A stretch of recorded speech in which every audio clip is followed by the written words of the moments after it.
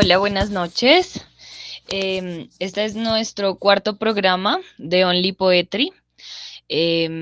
Nuestro fin con este video es hacer como también darle visibilidad a nuevos poetas que hacen parte de Latinoamérica. Entonces, esta es nuestra cuarta grabación.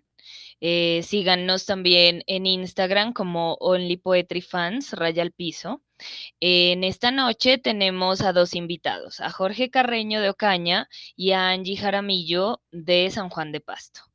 Entonces les doy la bienvenida para que escuchemos su semblanza y podamos dar paso a el inicio de este programa. Bueno, muy buenas noches. Muchas gracias, Angie. Muchas gracias, Jorge. Yo voy a introducir, tengo el gusto de introducir a Jorge Carreño Casadiego. Él nació en Ocaña en 1993, es profesional en estudios literarios de la Pontificia Universidad Javeriana de Bogotá, es profesor, gestor cultural y corrector de estilo. Ha sido en varias ocasiones merecedor del Premio de Poesía de la Universidad Francisco de Paula Santander de Ocaña. Hace poco, su primer libro, El mar de los ardientes, que hace parte de su tesis de grado, reúne poemas que ha escrito y revisado a lo largo de 7 años, yo diría que más. Desde el 2015 trabaja en en la conservación de la tradición literaria de su ciudad y la promoción de la poesía en general. Con los recitales de poesía Lid, algunos de sus poemas han sido publicados en la revista La Caída y en el suplemento literario del diario La Opinión de Cúcuta, entre muchos otros. Muchísimas gracias, Jorge, por aceptar la invitación y tienes la palabra para que nos compartas tu poesía. Muchas gracias, Daniel. Muy generosas tus palabras. Estoy feliz de estar hoy aquí con ustedes, de compartir la poesía, de encontrarnos con la palabra, de encontrarnos desde la palabra, de coincidir desde el lenguaje, ¿no? Me gustaría empezar con una frase del poeta venezolano Rafael Cadenas, que dice: la palabra no es el sitio del resplandor, pero insistimos, nadie sabe por qué. Y eso nos pasa quizá a los que trabajamos con el lenguaje, ¿no? Hay algún arcano que nos convoca, que nos incentiva, que resulta un catalizador para nuestro quehacer, y ese arcano eh, nos justifica y define de cierto modo. Y bueno, yo voy a leer unos cuantos poemas de mi poemario, El mal de los ardientes, y voy a compartir algo inédito, si me lo permiten, claro está, de un libro, de un libro que está próximo no todavía, si tardé con el otro 7 años, no sé cuánto vaya a tardar con este, eh, entonces eh, bueno, voy a compartir poemas, que eso es lo importante, ¿no? Al fin y al cabo, la voz del poeta, la palabra del poeta poco nada dice, son sus poemas los podrían defender eventualmente, y los que los defienden eh, ante, ante el tiempo y ante el comentario general. Voy a leer, para comenzar, el poema Fiat Luz. Es el poema con el que comienzo el libro, y el poema Fiat Luz tiene un epígrafe de José Ángel Valente que dice: me entraste al fondo de tu noche, ebrio de claridad. 1. Los dedos entreabren el abismo, sostienen las orillas donde duda la materia. Roce o disolución, todo camino prefigura la caída. 2. La lengua transcribe una incierta caligrafía, inscripción que permanece húmeda y abierta, ambigüedad, aproximación, no somos dignos de arcanos.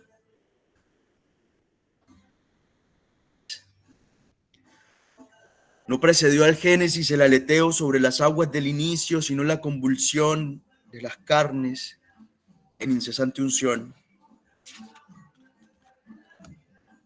4. La avidez de las sangres se encarna en cuerpos sometidos a una continua colisión. Oprobio y redención, gotas de semen pendiendo del origen. 5. La carne entra en la carne para recordar el punto de partida, aunque sea tan solo un paliativo. Útero y ataúd son costra que enfatiza una intemperie.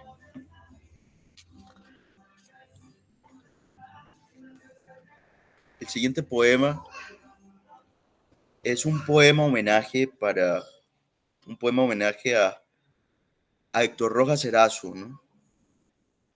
Héctor Rojas que tiene una poética de la fisiología, una poética de la entraña, de la víscera, la minucia carnal del hombre. Héctor nos enseña, entre otras, cómo la carne tiene una cierta trascendencia, ¿no? No es solo, no solo es esa materia fugitiva, sino algo que va más allá de lo corpóreo. Entonces escribí La piel de los incendios. Del tacto brota el pulso, una multitud de células, un puñado de nervios, un manojo de tejidos, las vísceras que imploran otra entraña, la sangre que hierve en su violencia, un armazón, una tensa musculatura, un entramado de ansia y sudor, de órganos que predicen el encuentro. Del tacto brota una envoltura, la piel de los incendios.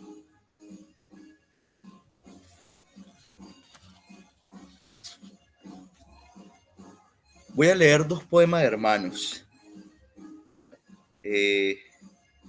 Estos poemas que estoy leyendo hacen parte de la parte de mi libro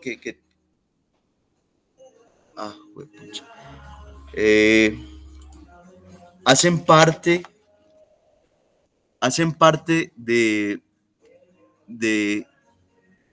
la parte erótica de mi primer libro. Espero que espero que la música vaya acorde con los poemas.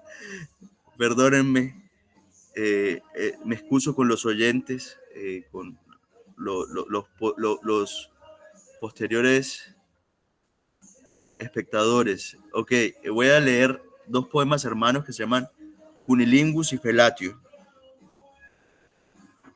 Cunilingus.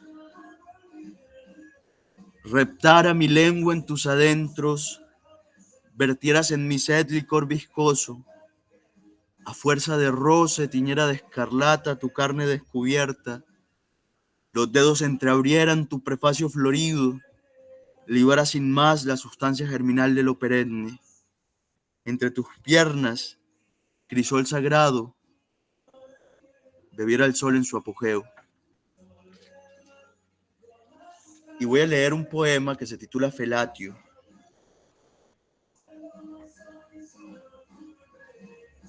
En su boca crece mi apetito, cuaja mi sangre su saliva, succiona, sorbe, mama, lame, liba, mi carne se yergue, ocupa el pulso, gárgara y resoplido, presión y forcejeo, arritmia, lengua y latido se repasan, latido y paladar se confunden, inminencia cáustica, sostiene la insistencia,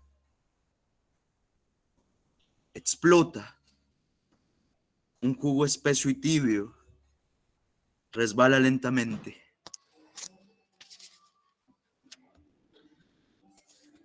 Y para terminar con esta sección erótica, leeré el poema que da título al libro, que se llama El mal de los ardientes.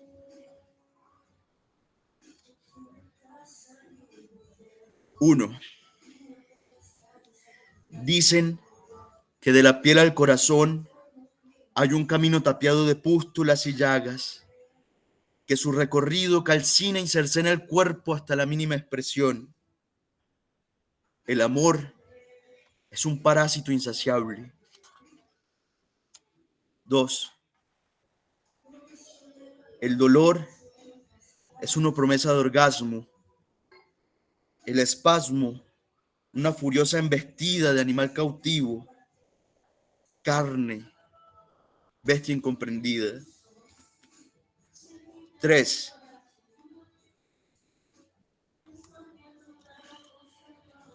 Desgarrarse, abrirse a la iluminación, será el tajo por donde se cuela el evangelio. El fuego anula intermediarios de manera eficaz. Arder es traer a Dios por dentro. 4. Toda posesión exige renuncia. Carne en carne es conflagración, también ceniza. No hay consumación, sin embargo.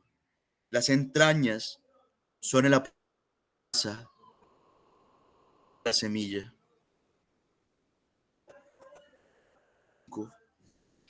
A expensas del pulso, se seca la sangre, la carne se agrieta, crepitan el anatema y el dolor. Que traga su propia víscera, solo lo apaga la muerte. 6. Asfixia o deformación, no hay otra alternativa. La llama se ahoga estrangulando al portador. La amputación es el devenir irremediable del pabilo. Pabilo y portador, palabras encarnadas. Y voy a leer 2 poemas más para culminar. 2 poemas que quiero mucho. Uno es Memorial. El poema Memorial está dedicado a Carolina Torres.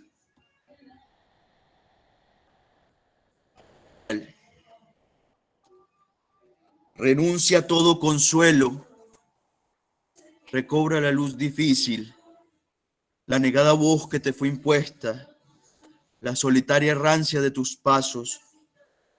No quedará roca sobre roca, reclama entonces tu intemperie, sujeta tu armazón, retoma el paso, descalzo sangrarás los días venideros y sabrás que poco importa la belleza.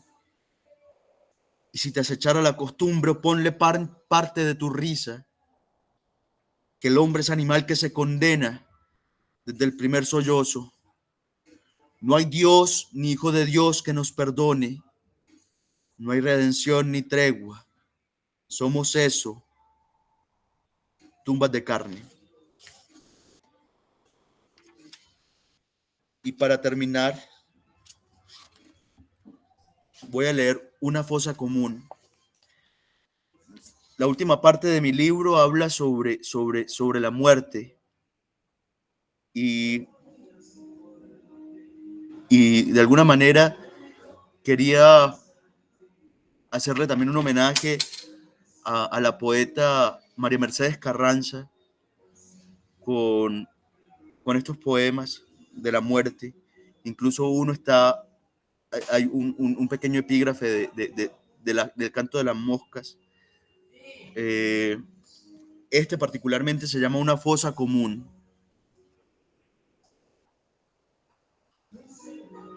Una fosa común es una orgía en pleno apareamiento, una bacanal que depreda a su paso cuero, carne, víscera y entraña. Una lentitud sanguinaria compasa la descomposición, el vigor de los gusanos, tanto espasmo y contracción que inútilmente alimenta una lascivia contradicha. Es el hervor, ya no la dicha, el que cuece en sus jugos las sustancias, ya no la gloria seminal ni la sevicia de la consumación. Una cadera aquí, allá un omoplato, una tráquea anhelante y huidiza, una quijada entreabierta, un fémur, una tibia, un húmero dislocado, una costilla y un espinazo, un cráneo y otro cráneo y otro cráneo y otro cráneo, en cuyo rostro no se cuela una sonrisa. Los cuerpos ayuntados son postemas de una erótica cruel, de una ars amatoria en decadencia. Los cuerpos ayuntados, uno sobre otro, son al fin y al cabo éxtasis de la tierra que los traga. La obscenidad está en los ojos. Gracias. Muchísimas gracias, Jorge. Me parecieron espectaculares los poemas eróticos, me gustaron muchísimo. Gracias, de verdad. Bueno, buenas noches a todos y a todas. Jorge, no, tremenda la forma en la que declama, se ve el trabajo, se ve la experiencia. Y bueno, no, antes de entrar en tu materia o en preguntas, yo quiero presentar nuestra otra invitada. Ella se llama Angie Carolina Erazo Jaramillo y nació en San Juan de Pasto. Es administradora pública, egresada de Derecho y Ciencias Políticas. Actualmente está haciendo una especialización en contratación internacional, pero, sin embargo, desde que tiene uso de razón, ha sido raptada por las letras.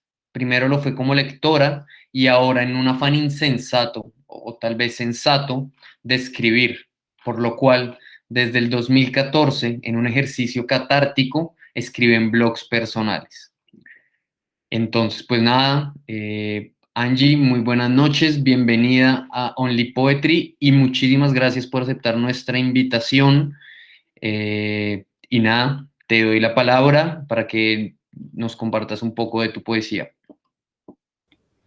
Bueno, buenas noches a ustedes y a quienes están presenciando pues este video y esta intervención. Primero, quiero agradecerles por la invitación y también por hacer de este espacio un espacio que pretende que nos unamos en torno a esto, que para mí por lo menos es una necesidad y es el tema de la poesía.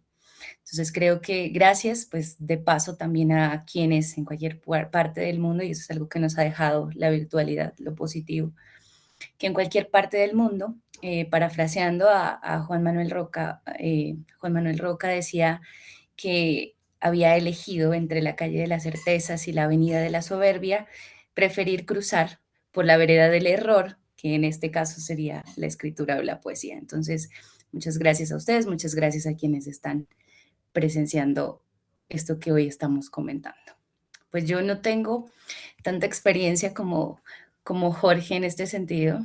Yo soy completamente aficionada a este tema, entonces no hay mucho que pueda decir al respecto, salvo que, bueno, quisiera comenzar con una breve descripción que es como que la más reciente de lo que para mí significa el tema de la escritura.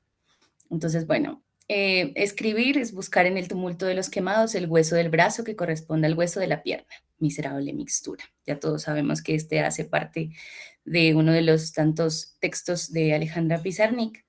Y yo creo que en una suerte de qué sé yo, ladronismo, prefiero apropiarme de este tema y considerar precisamente que escribir es eso, es una pulsión que lejos de ser romántica en mi caso, es algo que es una brusquedad, o sea, es algo inesperado, es algo que lo transforma, lo trastoca y de alguna manera es como lo acabó de decir Jorge en sus textos, consciente o inconscientemente, algo visceral, algo que va desde las entrañas. Hace poco estaba escuchando un podcast que partía de ese tema, de las lecturas de las entrañas. Esto es escritura de las entrañas. Si no es así, para mí no tendría sentido.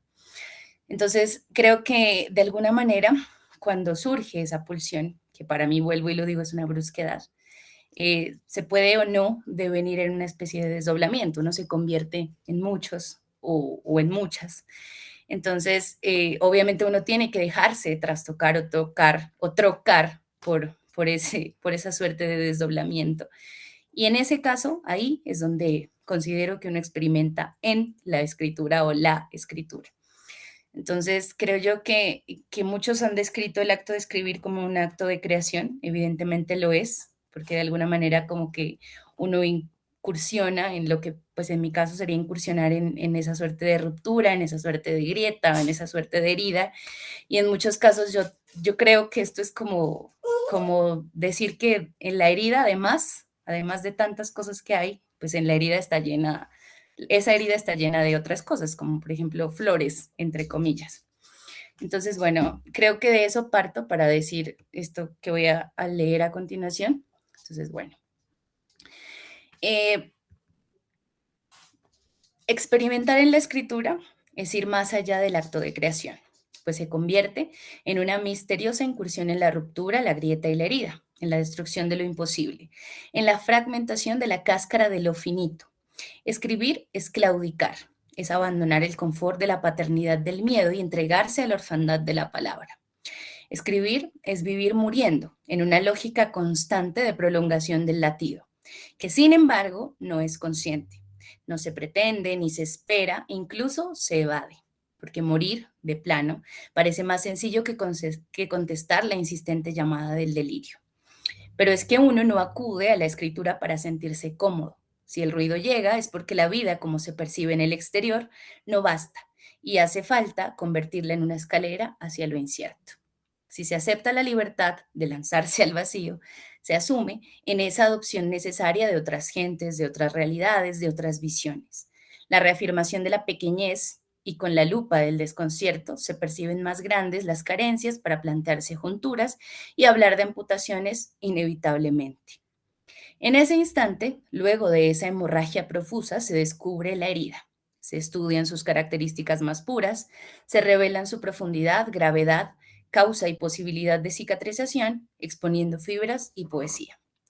Si se hace bien el ejercicio, por desgarro o por raspadura, cesa el goteo inclemente y se percibe el tejido más íntimo. Sobre ese suelo fértil, roza el lápiz y paulatinamente el dolor se vuelve gozo, pues la herida, además, está llena de semillas que luego son flores movidas por el paso del viento, la brevedad del susurro, el parpadeo y la risa. Así las cosas, el abrupto instante que es la escritura, en mi caso, me convierte en palabra tímida en resistencia a ello y en resumidas cuentas, en esta edificación que voy habitando, de alguna manera creo que todo lo manuscribo y pese al silencio al que me someto, pues se da de esa manera. Quizá por eso también amo el temblor de mis manos, ebrias de añoranza, y me acurruco en esa herida que jamás cierra. Entre el tiempo, que ni siquiera existe, y la pulsión caligráfica que simboliza el pozo hondo de la poesía, del cual nunca busco salir, y por el contrario, con la pala del verbo, excavo para hacerlo más y más profundo, más y más cercano al núcleo, para encontrar más flores, más sangre y más oposición. Bueno, en ese sentido, creo yo que es más o menos como lo que percibo a partir de la escritura o lo que yo hago. Por eso decía que lo hice en un principio en un ejercicio catártico y esto me lleva a decir que mis pretensiones realmente no son hacerlo de una manera formal, En principio, pues yo todo el tiempo lo hice de manera empírica, lo que escribía, lo escribía porque lo estaba sintiendo y ya. Y hace muy poco, bueno, digamos que muchas veces renuncié, dije como que ya no más, no, no es como que no tiene mucho sentido hacerlo, creo que a muchos de nosotros nos pasa. Y ya, dejé de hacerlo, renuncié y tenía mucho afán, o sea, me frustraba mucho, me preocupaba mucho por no estar produciendo lo que quería producir. Entonces, o sea, como que no me parecía que debía publicarlo, no me parecía que debía seguirlo haciendo. Y de la nada me llegó un instante, digo yo que de revelación, en donde entendí que lo que tenía que hacer era ponerme a indagar, a estudiar y a aprender más que a apresurarme a publicar. Entonces lo que hice fue eso, o sea, como dejar de preocuparme por producir o por escribir y comenzar a absorber lo más que podía y me empecé a meter en una cantidad de cursos y empecé a entender que, pues, cursos extraños, ¿no? Cursos como como el que tuvimos con Valeria hace poco recientemente de Escrituras, en donde aprendimos un montón de cosas desde otros conceptos. Entonces, bueno, creo que sí, para mí escribir es esa orfandad, es ese juego de oposición en donde me pongo a mí misma y de alguna manera eso es mi vía crucis. Entonces, bueno, habiendo dicho eso, eh, este texto se llama Teorías, no es algo tan serio. Entonces, bueno, he desarrollado un método infalible de tipo experimental. Así, he obtenido resultados desde la observación. Por ejemplo, en la tristeza de mi madre veo el reflejo macroscópico de la miserable labor de Dios en la tierra, el descuido constante para con sus supuestos hijos. Además, se cuenta con hipótesis que, no sé si sea muy apresurado decirlo, arrojan que la muerte de Jesús fue premeditada, que se suicidó poseído por el espíritu maligno de su Padre Santísimo para no afrontar millones de quejas en el buzón de PQRS que habrían tenido que instalar sus apóstoles a la entrada del templo. Pero, pese a todo pronóstico, Dios sigue siendo prestamista inocente, refugio y salvación, hasta que el pecado se atraviese y deba convertirse en verdugo y sicario. Bueno, eh, este texto se llama Eterno. Yo humana caigo en el juego insostenible de pretender que puedo lo insensato por amor. Veo en el ojo del cielo que no existen verdades absolutas en este paso amatorio. Podría decirte, para ti el sol, la luna y las estrellas, e incluso atentando contra toda lógica, ciencia y específicamente la astrología, lo haría. Traería los astros hasta ti. Pero, y esto no es poco, caería mi cuerpo inerte tras el imbatible correr del tiempo, y tu sonrisa, como última revelación, habría de clavarse en mis pupilas agonizantes. Mas tú te alejarás de mis restos y yo suspiraré inexplicablemente, abandonando este plano al ver que el frío trasciende la muerte y que el amor es amor mientras esté intacto el sueño imposible de lo eterno. Y para terminar, este texto se llama Crisálida. Si muero, antes, después o justo a tiempo, en el ejercicio entre el fuego y la carne, se abrirán paso las verdades y gritarán en medio del humo espeso que se va a la cáscara de lo infinito, y vendrán las cenizas que separan un lado del otro. Y entre las cajas infames del tiempo que hospedan los restos de una humanidad ultrajada, se irá el discurso del nadaísmo y el he vivido, he amado, será la marca de lo invisible de la cripta. Entenderé entonces que viéndolo todo desde la inmediatez de la circunstancia, he vivido, he amado, he sido, he encontrado, e incluso me he atrevido a escribir estas líneas como si versar la existencia con una inocencia ciega me estuviese permitido.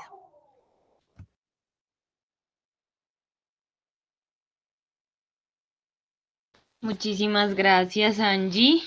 Me parecieron muy chéveres tus lecturas, tanto la que habla sobre la escritura, porque eso también es muy importante, ¿cierto? Cómo concebimos la escritura y cómo nuestra escritura se refleja en ello.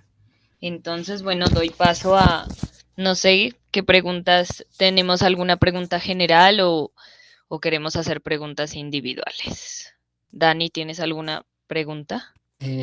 Bueno, muchísimas gracias, Angie, muchísimas gracias, Jorge.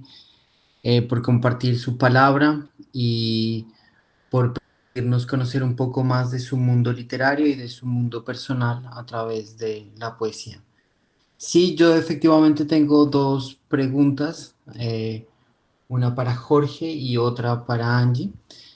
La que tiene que ver con Jorge no tiene que ver tanto con su libro de poesía porque yo no les mandé el libro de poesía tuyo, sino les mandé el libro de aforismos, entonces hay error mío.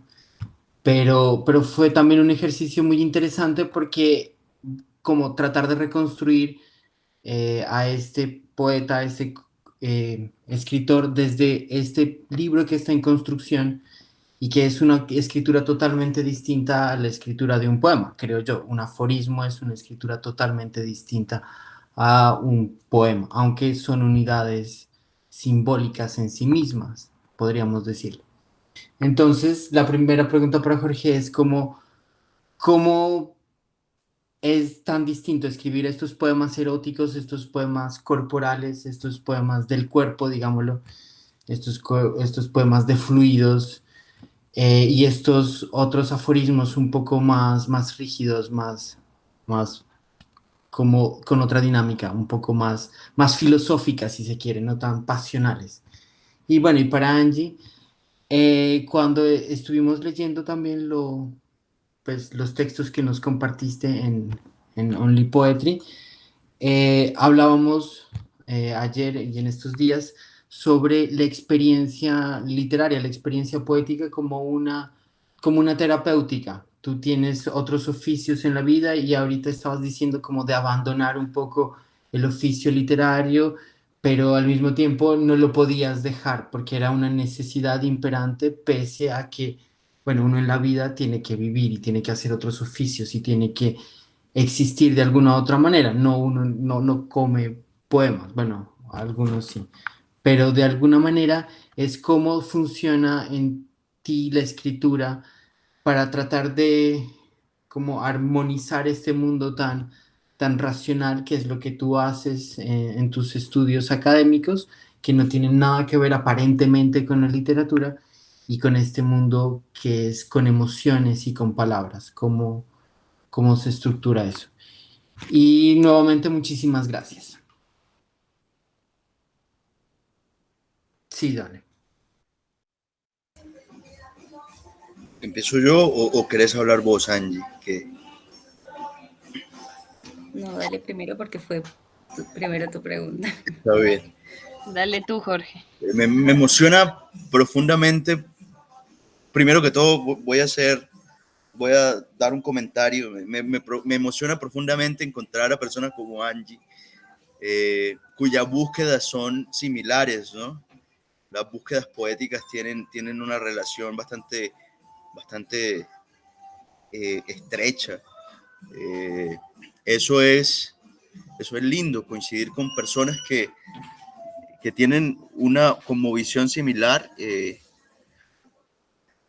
llena de entusiasmo, ¿no? Y entusiasmo, acuérdense que entusiasmo etimológicamente es estar lleno de dioses.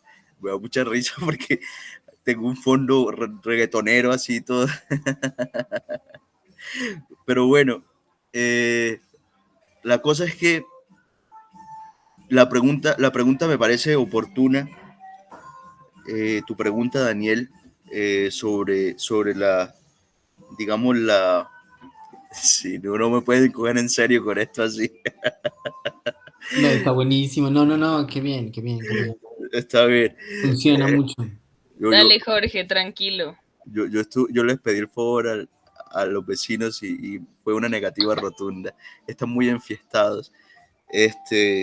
La cosa es que eh, yo quería cambiar de registro.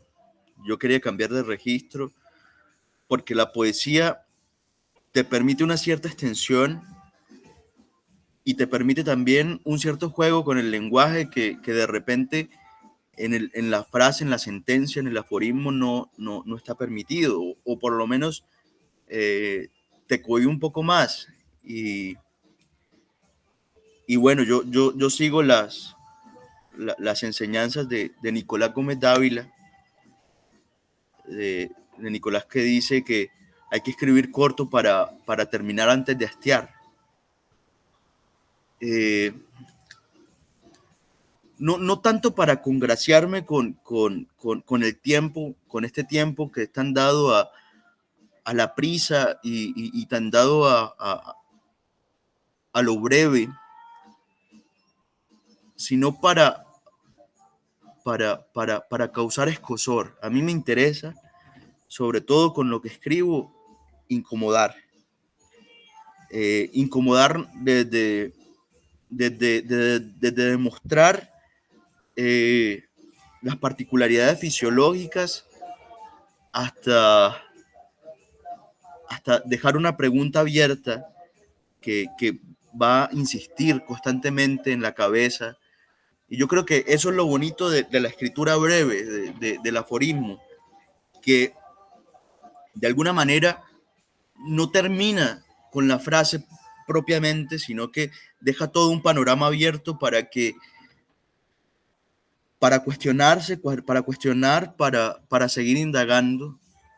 Y eso me parece fundamental. Me parece que la literatura, y perdónenme que parezca un wikiquote, ¿no? No sé cómo decirlo, o ese Wikipedia de frases, pero hay una frase de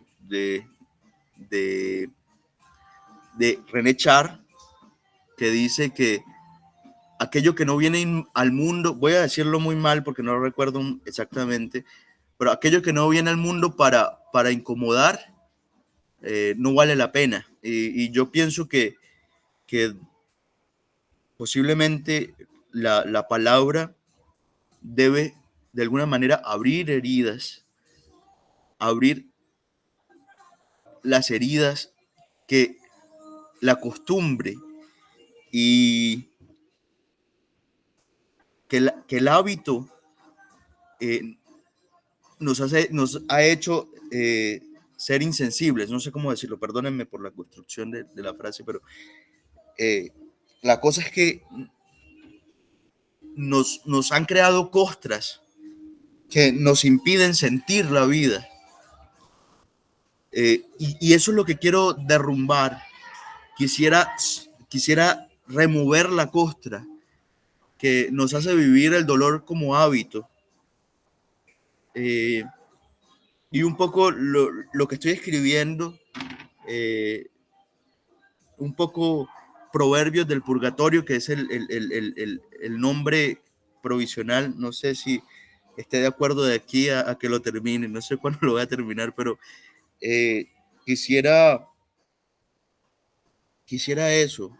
El purgatorio, con esto termino, es un producto literario, ¿sí?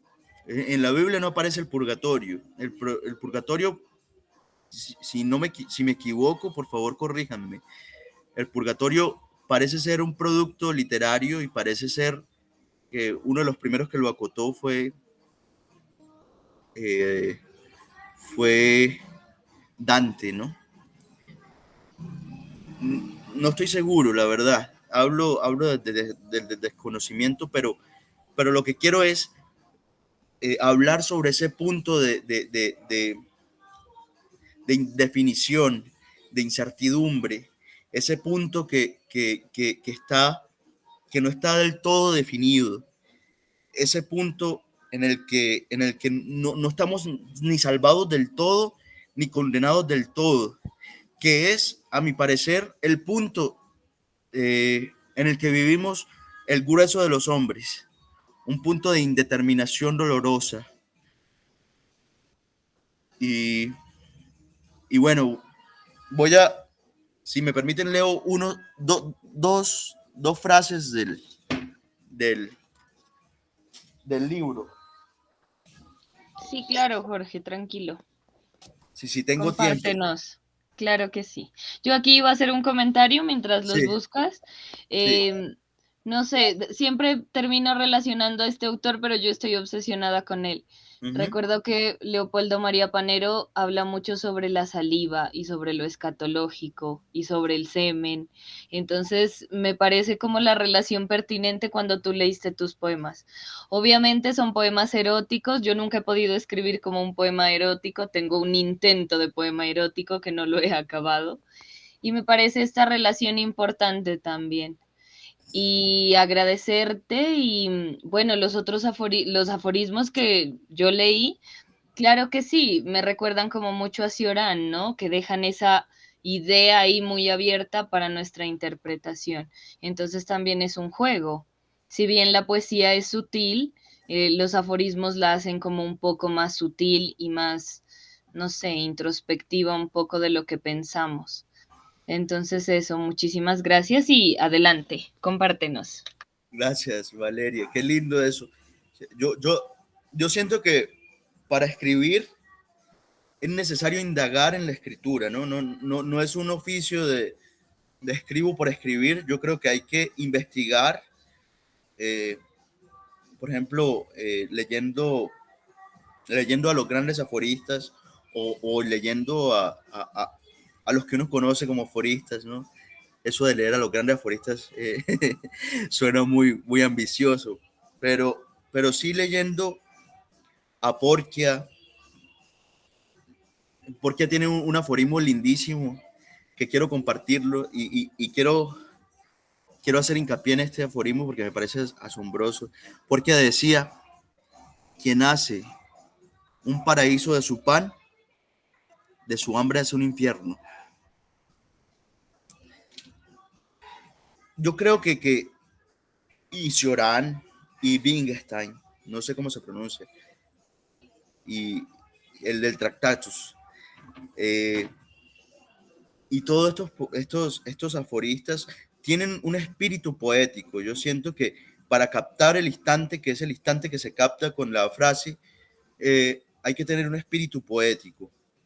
Y, y bueno, yo no sé si escribo aforismos, lo mío parece más bien versículos, eh, haciendo, pues pensando que el versículo es el pequeño verso, ¿no? Eh, y, y voy a leer unos cuantos.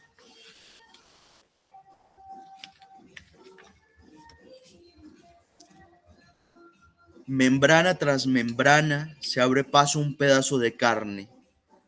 La vida y el ardor son una irrupción dolorosa. Hasta para morir hay que esforzarse. Marchitarse es retornar al capullo, a la semilla, a la tierra. No todo lo superficial es anodino. La sustancia asume la forma del recipiente. La piel es la única evidencia.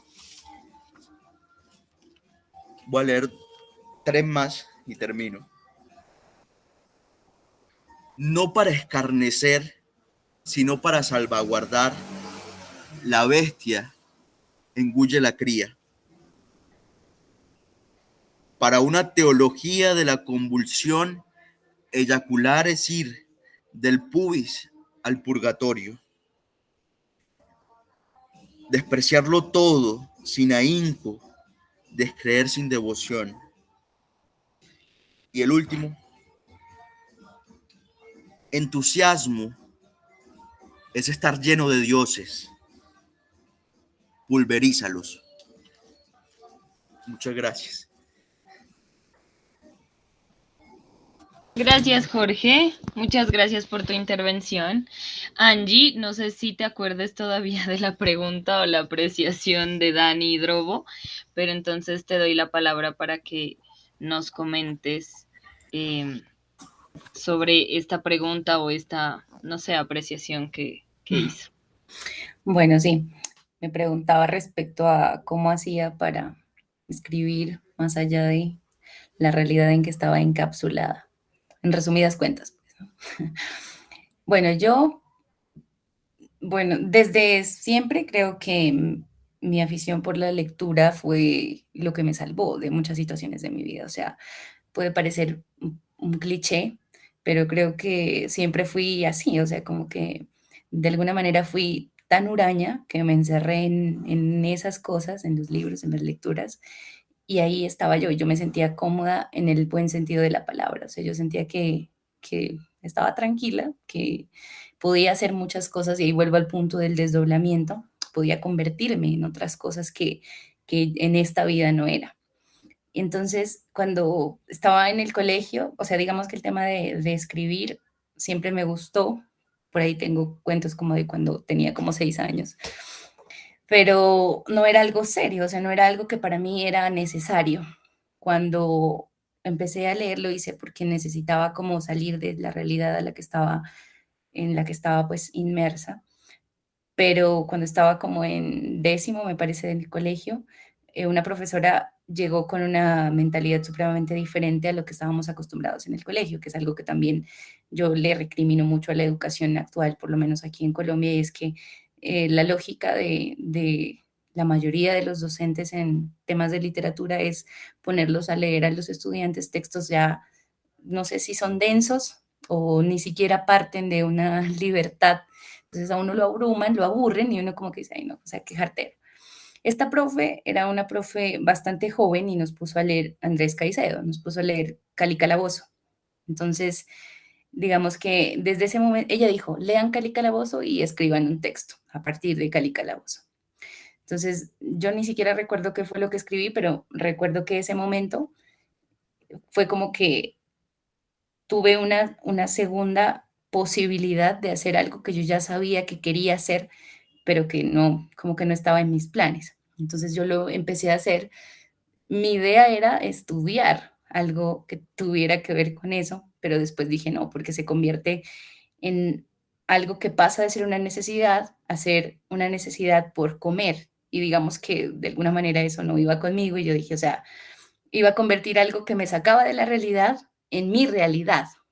Entonces, como que no, o sea, no pude con eso y dije, bueno, voy a buscar algo que tenga que ver con lo que me gusta hacer, que era leer y escribir, pero que también se acercara de alguna manera a lo que yo podía hacer o me gustaba hacer. Entonces, bueno, escogí el derecho. Es una carrera que a mí me apasiona, es mi carrera principal. Obviamente la administración pública era como un complemento, es algo que no me arrepiento en ningún momento de haber escogido, pero tiene mucho de cierto que cuando uno estudia derecho pierde muchas cuestiones sensibles.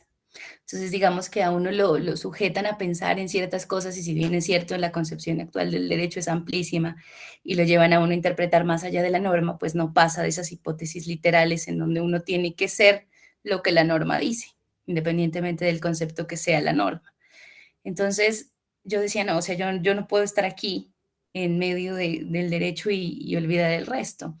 Entonces como que me centré en hacer las dos cosas y buscaba igual como salir de eso y no encapsularme, porque si yo creo que si uno no se dedica a otra cosa que el derecho, pues la mente de uno queda mal, de verdad. O sea, digamos que es una cuestión bastante densa. Entonces yo creo que es un poco parecido a lo que decía Tamara Kamensain retomando a Lamborghini, cuando decía que él escribió un poema que era su epitafio y ese epitafio de alguna manera lo que decía era que no escribía poesía, pero que sin embargo la poesía él la tenía dentro. Entonces, yo no me considero ni escritora, ni siquiera creo que llegue a escribidora, pero creo que es algo que yo no puedo dejar de hacer. Y es precisamente por eso, porque vivo en esta cuestión de las leyes, de las normas, de los casos en donde uno tiene que aplicar la prueba para llegar a un resultado y es bastante castrante de alguna manera. Entonces, tampoco quiero decir que no se parezca, porque muchas veces el derecho tiene mucho de poético, pero más en las bases, más en los principios, más en las teorías que en las realidades. Es mucho más en la parte de la utopía, en lo que se quiere pretender, que lo que se hace exactamente. Muchos poetas han sido abogados, entre esos Kafka, también Gonzalo Jaramillo Agudelo, Agudelo Jaramillo, no recuerdo bien, él es magistrado, de hecho, fue magistrado, y Darío sí.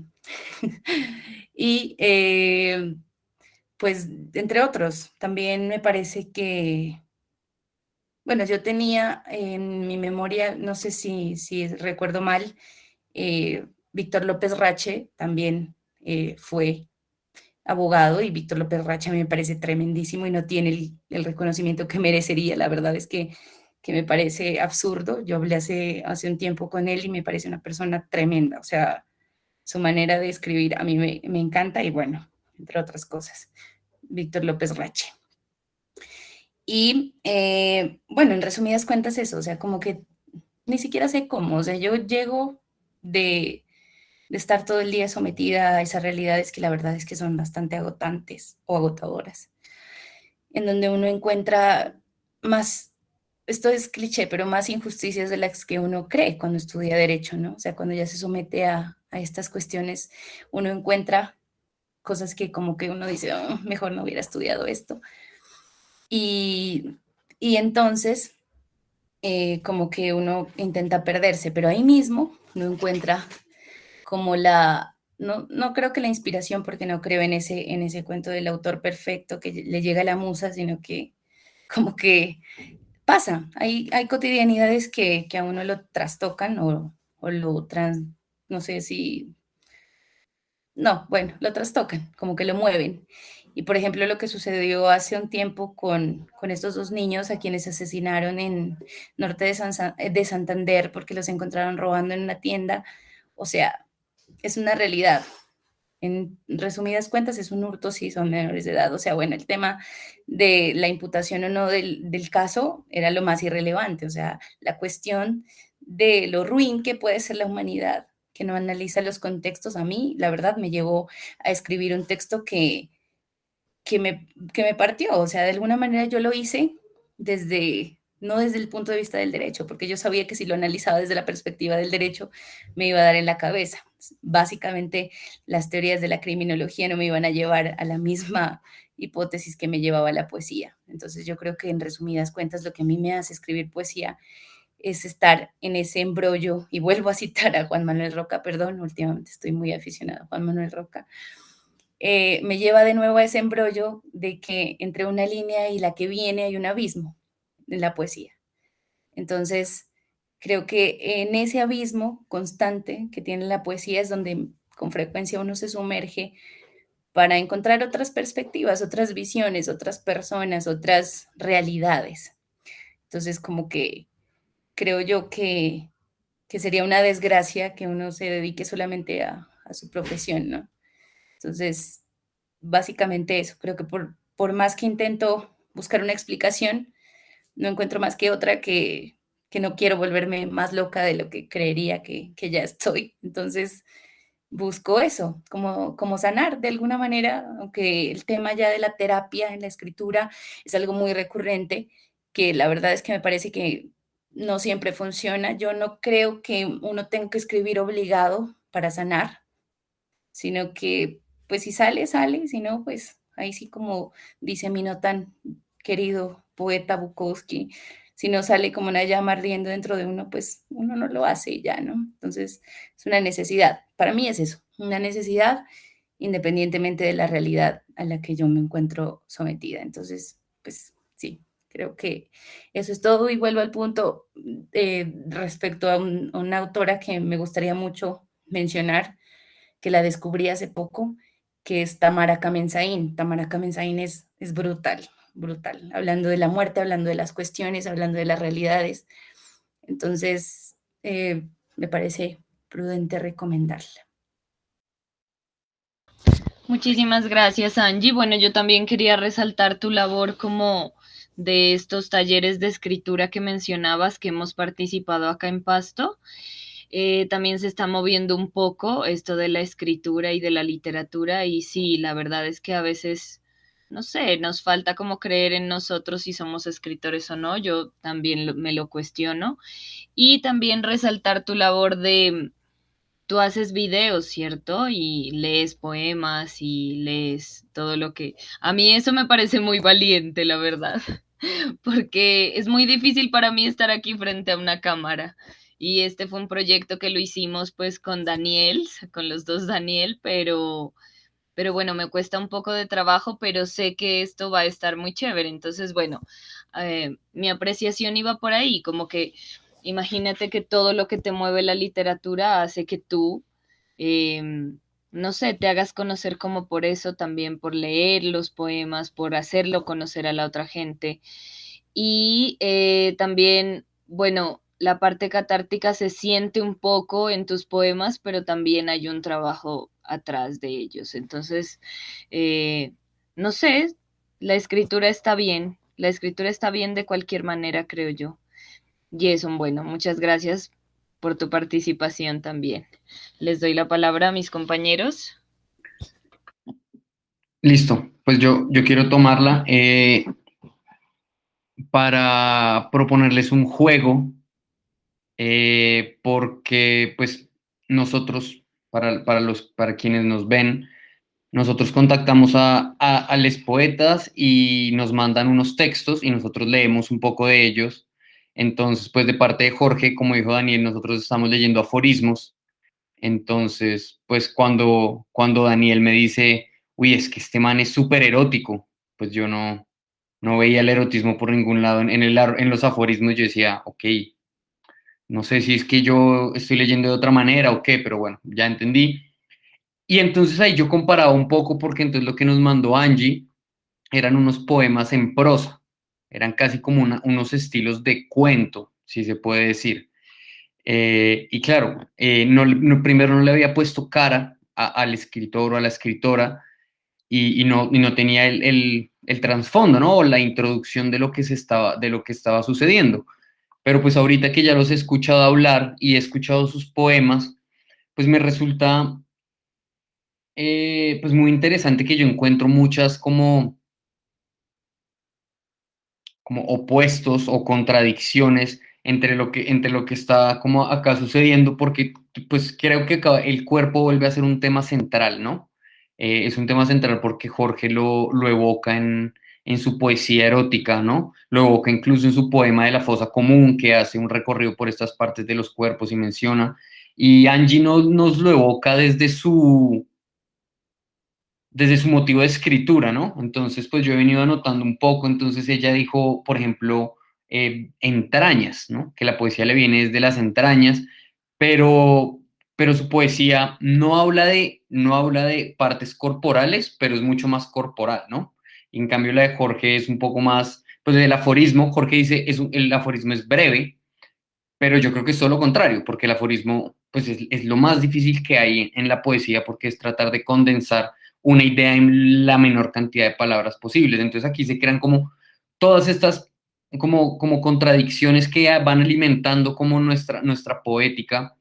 Pues yo les traía unas preguntas, pero con esto de conocerles, pues se me desbaratan porque entiendo que eso es solo una fracción de lo que hacen. Entonces, pues yo les traía un juego y era que me dijeran una parte del cuerpo. Ya, pues Angie dijo entrañas, pero entrañas no es una parte en sí, ¿no? Sino una sola parte en donde nace la poesía para ustedes.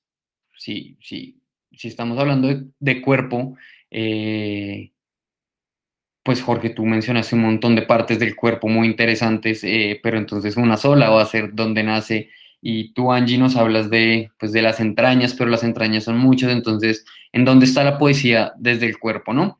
Y el último comentario era, pues comparto lo que tú dices, Angie, las inseguridades del escritor o de la escritora, pero lo lindo de la poesía es que uno no tiene que dedicarse a ella 24/7 en la escritura, sino es una actitud de vida. Y es por eso que ustedes están acá. Y es porque uno no es poeta por escribir poemas, sino por cómo vive y cómo aborda y cómo asume la vida. Y lo lindo es que puede ser abogada 40 años y seguir siendo poeta, ¿no? Yo también estudié Derecho y detesto la carrera, entonces nunca dejamos de ser poetas a pesar de todo lo demás que hagamos en nuestras vidas. Entonces, pues no sé, vayan ahí como, no sé si hay mis compañeros tengan algo más que decir y si no les cedemos la palabra para que me digan, según ustedes, en dónde nace la poesía en el cuerpo.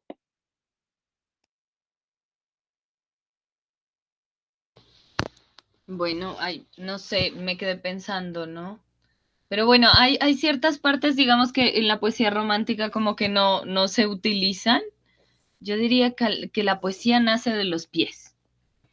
Yo creo que a mí me parece que nace de los pies.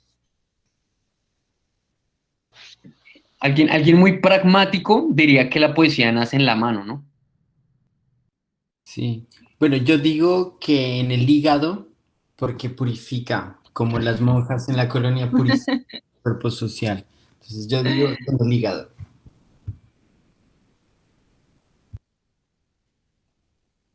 Jorge, ¿Qué no. dice, qué dice Angie? Me metieron en un problema.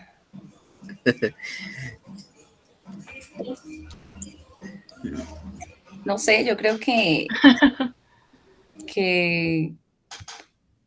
muchas veces, o sea, creo que podría ser del cerebro, pero creo que eso sería demasiado racional. Entonces, no. Pero siento que a veces también arde en el estómago, en la boca del estómago. También.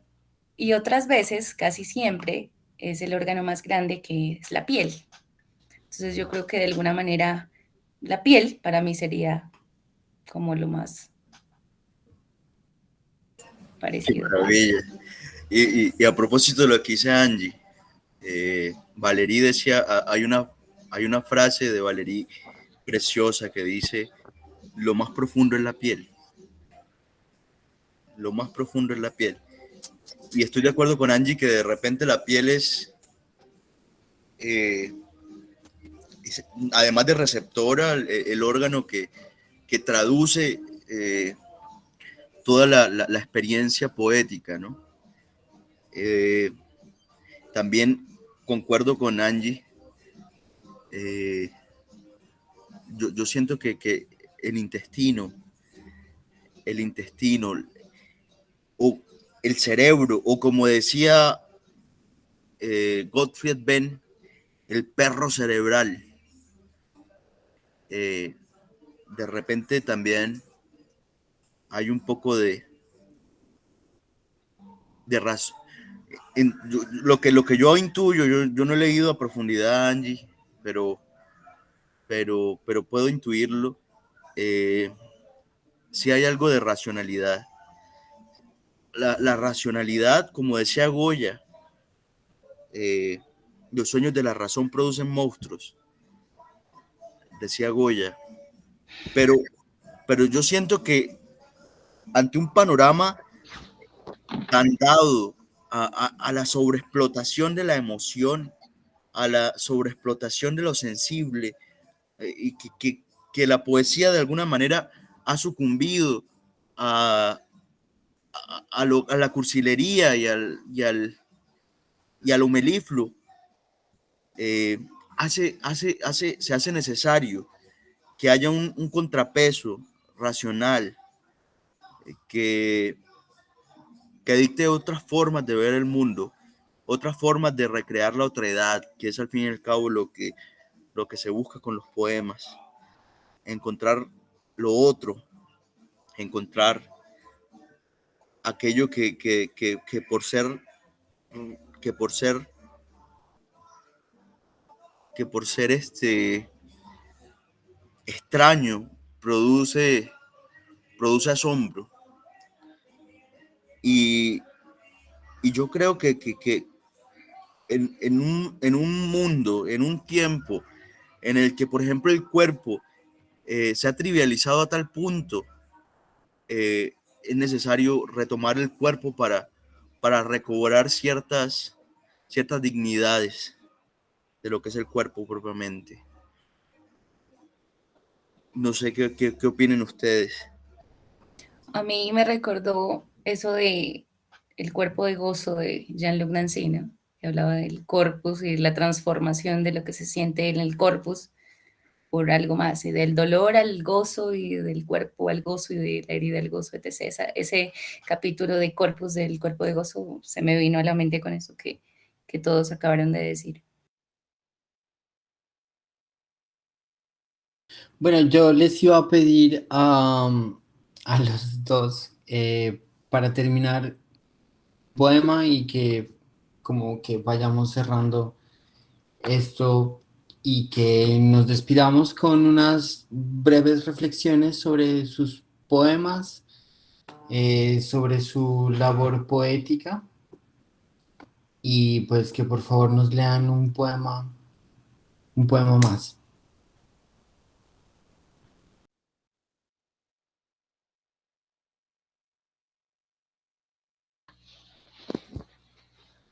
¿Listo? ¿Quién va a empezar? También quería pedirles que nos recomienden a un poeta. Bueno, ya nos recomendaron a varios, pero bueno, si quieren alguno más, para poderlo hacer parte de nuestra página en Instagram, Only Poetry, y poder llegar a más gente, porque aquí hablamos sobre muchas cosas y me parece súper interesante como tenerlo en cuenta. Entonces, no sé quién quiere empezar a compartirnos su poema o... Jorge. Claro, yo palpatíbulo. Dale, Jorge, de una. Manda palpatíbulo a Angie. Antropofagia. Este poema surgió de leer una noticia de un venezolano que solía pintar con la sangre de sus víctimas. Era un caníbal. Él le gustaba comer carne humana. Y escribía antropofagia. Por su color cardíaco, la sangre es el mejor injerto para el papel. Su tono cobrizo y febril imprime un ardor inusitado, aviva un apetito antiguo y vergonzante. En el fondo, todo anhelo es una variante del hambre y aquello que amamos una presa potencial. El arte se incuba entre las tripas, entre tajo y tajo, una verdad se cuela. Muchas gracias, Jorge, me gustó mucho. Y bueno, y el escritor que quiero recomendar es Gottfried Benn. Muchas gracias. Es un poeta que era médico forense, eh, y escribió un poemario que se titula Morgue. Morgue. Morgue. El que esté interesado en el poemario me avisa y yo le envío por PDF una versión muy bonita. Sí, muchísimas gracias, yo lo quiero. Sí, de una, si quieres, mándaselo a Dani y que Dani nos lo comparte y de ahí podemos sacar un poema para subir a nuestro perfil. Ya mismo se lo envío. Epa, gracias. Muchísimas gracias. Gracias a ustedes. Bueno, Angie, compártenos tu poema. Yo quiero unir las dos cosas, el poeta recomendado y el poema. Quiero leerles un poema cortico, que no es mío, sino de Juan Manuel Roca. Vuelvo a hablar de Juan Manuel Roca. Les recomiendo a Tamara Kamenzain, a Juan Manuel Roca, vuelvo al Víctor López Rache. Bueno, por ahora creo que esos son los que tengo en la mente. El poema se llama Los jueces ocultos. Quiero mencionar esta versión que es de Cartas a Ningen, que es un texto que a mí me encantó desde la portada porque tiene a una obra de Juan Antonio Roda, que es uno de mis artistas colombianos favoritos, entonces bueno, es bastante interesante. El poema se llama Los jueces ocultos. Me acusan de haber sido un ángel de alas necrosadas, de no tomarme a tiempo las grajeas del collar de la muerte. Me acusan de ser el reo, el testigo, el jurado y la defensa al mismo tiempo. Me acusan de codearme con gente inconfesable, personajes patibularios de una novela rusa, amistades invisibles y peligrosas, saorís, anacoretas, poetas desobedientes, relapsos e interdictos. Me acusan de respirar sin permiso, de no tocar a sus puertas, de no portar la credencial de último verdugo. Sé que mi cuerpo ha tenido por costumbre seguirme como un perro faldero a todas partes. Sé que tienen pruebas de que vuelvo a la casa de la infancia a forzar con ganzúas los recuerdos y que siembro en soledad las flores blancas del silencio. La verdad, señores del jurado, prefiero la condena perpetua a tener que explicar mi asco ante sus bocas, mi tedio ante el estrado. No tengo más coartada que la vida. Está bellísimo, muchísimas gracias a todos.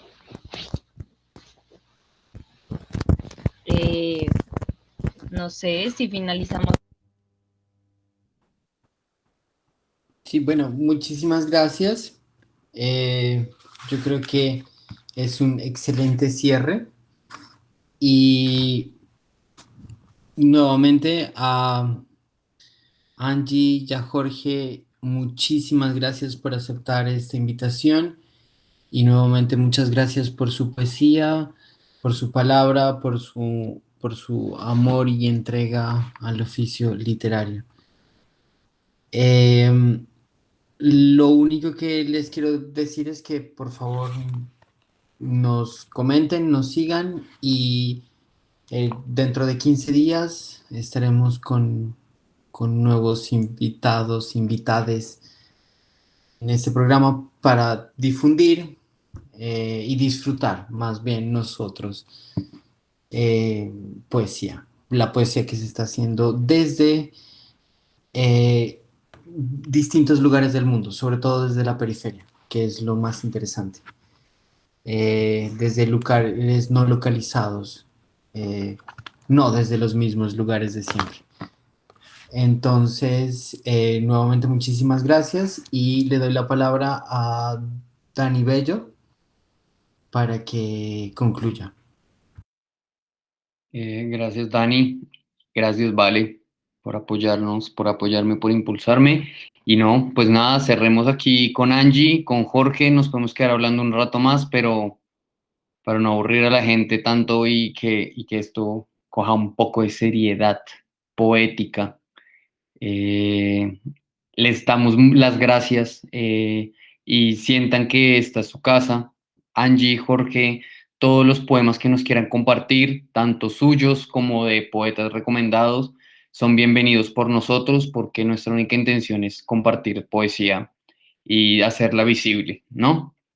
Entonces, pues no, muchísimas gracias. Si quieren, después me pasan su Instagram y lo ponemos ahí en el capítulo para que estemos conectados, porque recuerden que nuestra finalidad es crear esta guerrilla virtual de poesía emergente. Entonces, pues nada, mucha poesía para todos y nos veremos en 15 días.